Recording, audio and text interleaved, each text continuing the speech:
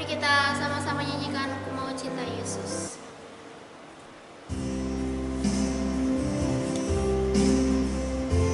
Mari kita siapkan hati kita untuk kita datang kepada Tuhan.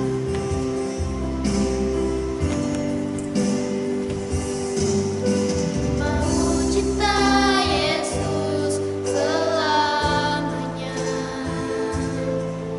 Ku mau cinta Yesus selamanya. Meskipun badai silih berganti dalam hidupku, ku tetap cinta Yesus selamanya. Ku mau cinta Yesus, ku mau cinta Yesus selamanya. Ku mau cinta Yesus selamanya. Meskipun badai silih berganti dalam hidupku, ku tetap cinta Yesus selamanya. Ya Aba, Bapa, ini aku anakmu, layakanlah seluruh hidupku. Ya Aba, Bapa, ini aku anakmu, pakailah sesuai dengan rencanamu. Kita nyanyikan dari awal, Ku mau cinta Yesus. Ku mau cinta Yesus selamanya. Ku mau cinta Yesus selamanya. Meskipun badai silih berganti dalam hidupku, ku tetap cinta Yesus selamanya. Ya Aba, Bapa, ini aku anakmu, layakanlah seluruh hidupku. Ya Aba, Bapa, ini aku anakmu, pakailah sesuai dengan rencanamu. Ya Aba, Bapa, ya Aba, Bapa, ini aku anakmu, layakanlah seluruh hidupku. Ya Aba, Bapa, ini aku anakmu, pakailah sesuai dengan rencanamu. Pakailah sesuai dengan rencanamu. Pakailah sesuai dengan rencanamu.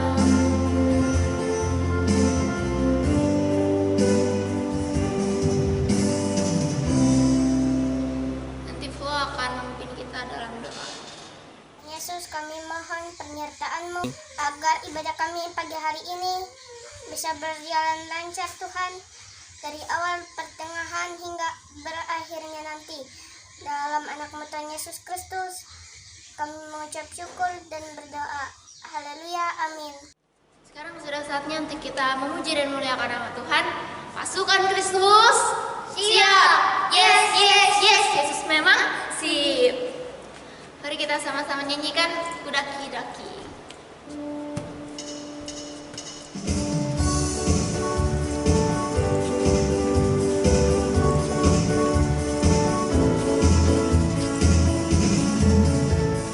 Daki-daki, daki-daki gunung yang tinggi, ku turun, turun, turun, turun lembah yang dalam, melintasi padang rumput hijau membentang. Yesus besertaku, di kanan Kau ada.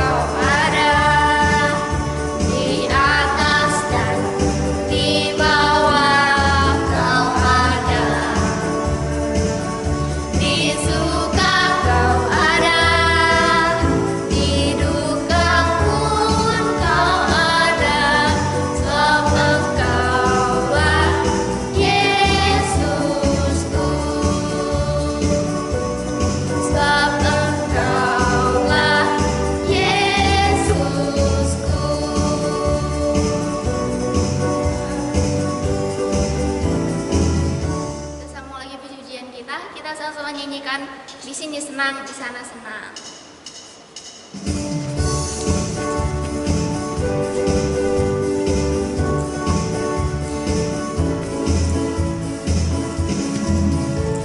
Di sini senang, di sana senang, di mana-mana hatiku senang. Di sini senang, di sana senang, di mana-mana hatiku senang. Tangan dilambai-lambai, pinggul digoyang-goyang, kaki disentak-sentak, putar badan. Tangan dilambai-lambai, pinggul digoyang-goyang, kaki disentak-sentak, puji Tuhan. Di sini senang, di sana senang.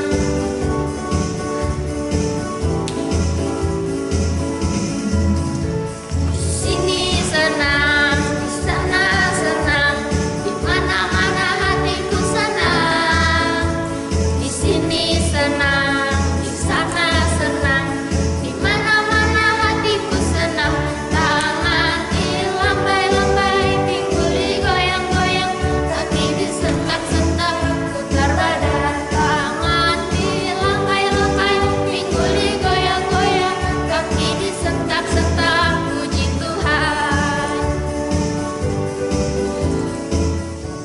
Duduk, silakan duduk. Sekarang sudah saatnya untuk kita memberikan persembahan kita. Selagi kita memberikan persembahan kita, mari kita sama-sama nyanyikan Happy Ya Ya Ya, Happy Ya Ya Ya.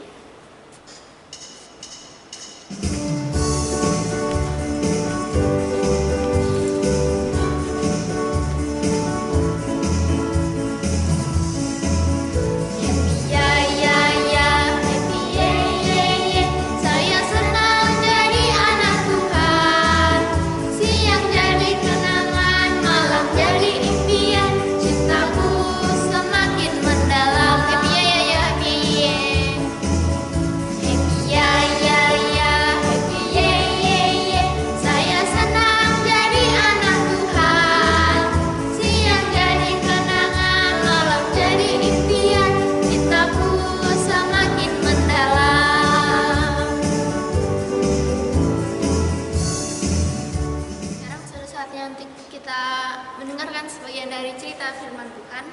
Tapi sebelum itu mari kita sama-sama nyanyikan Bapakku Datang Padamu.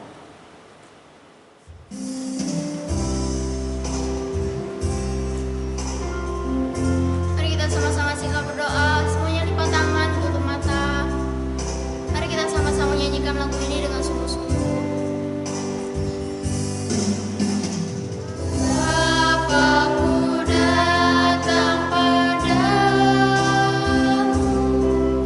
naikkan ucapan syukur.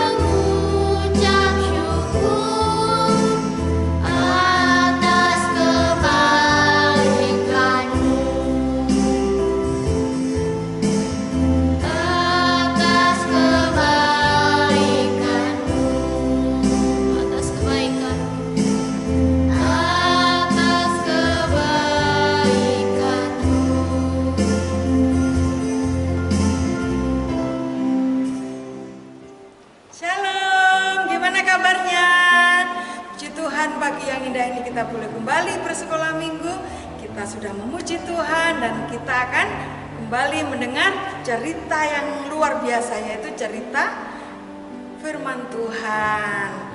Ya semuanya, sebelum kita mendengar cerita firman Tuhan, semuanya duduk manis. Kita akan berdoa terlebih dahulu supaya Tuhan memberkati kita saat kita mendengar cerita firman Tuhan. Semua siap berdoa?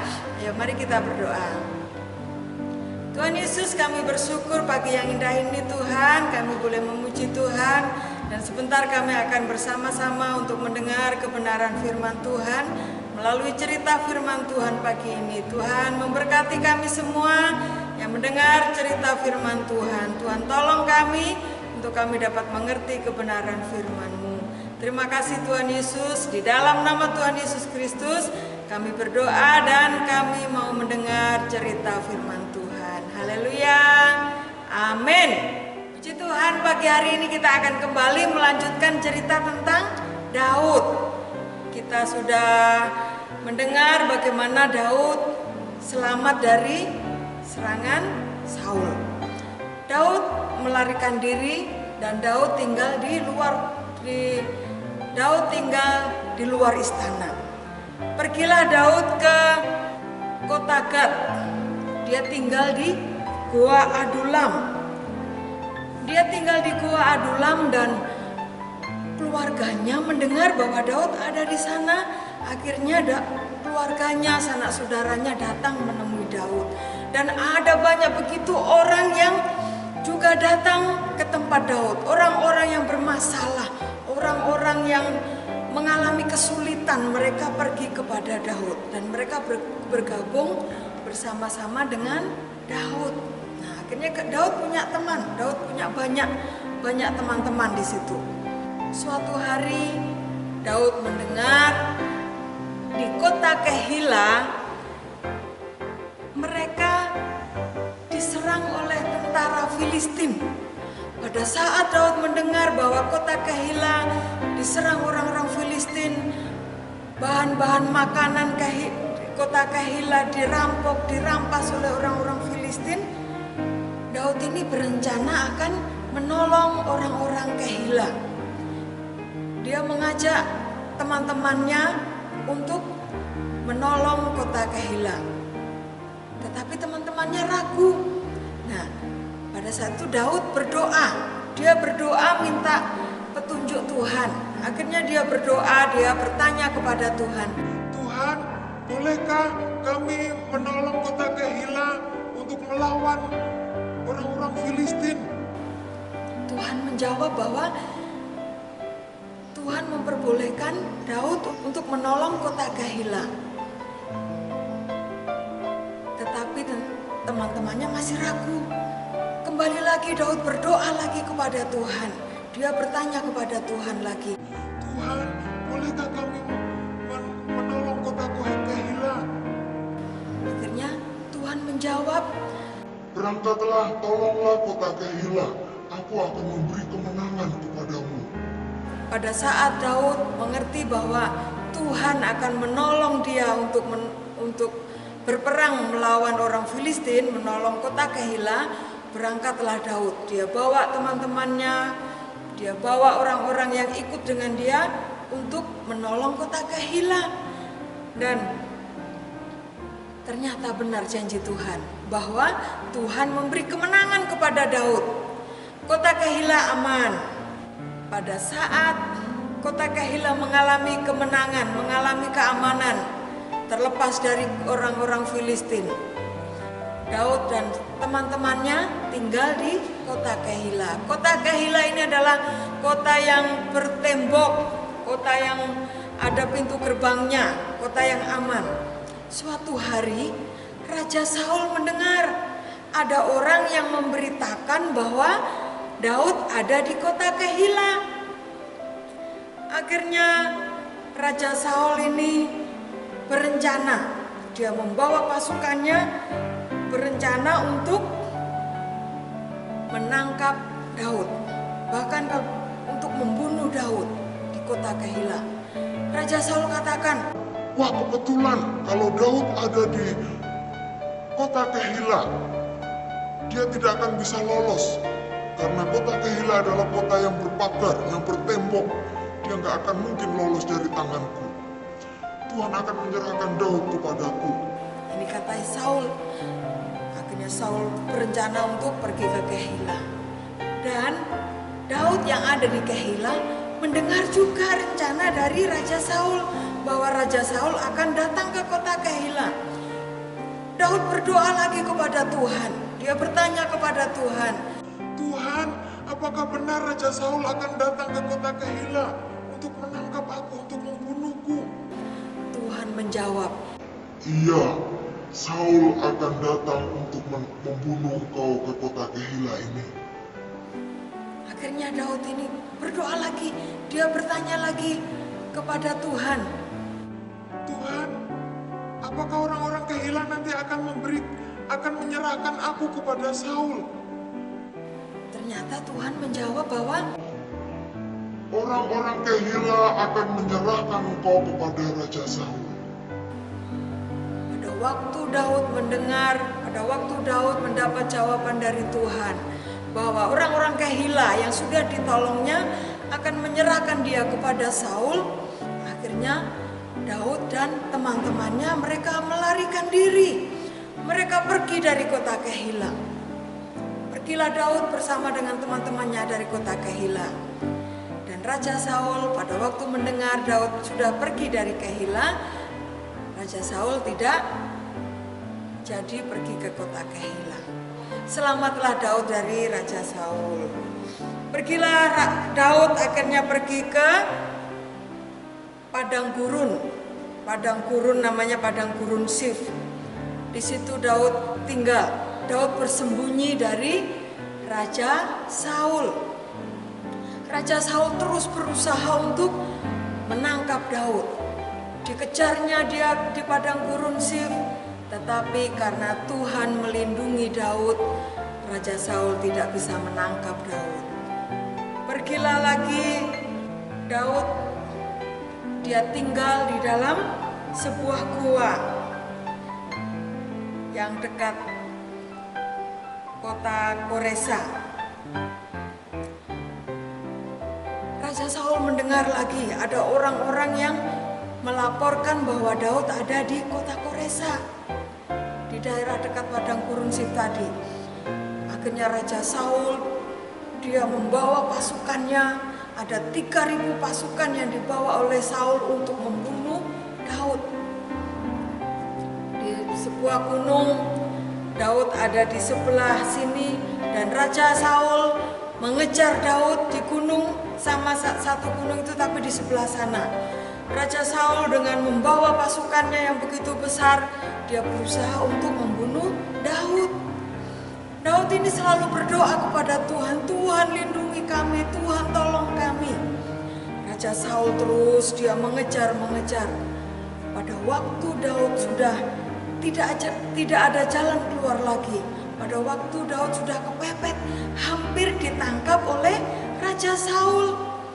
Tiba-tiba ada orang yang berlari-lari datang kepada Raja Saul dan menyampaikan bahwa orang Filistin sedang menyerang kota.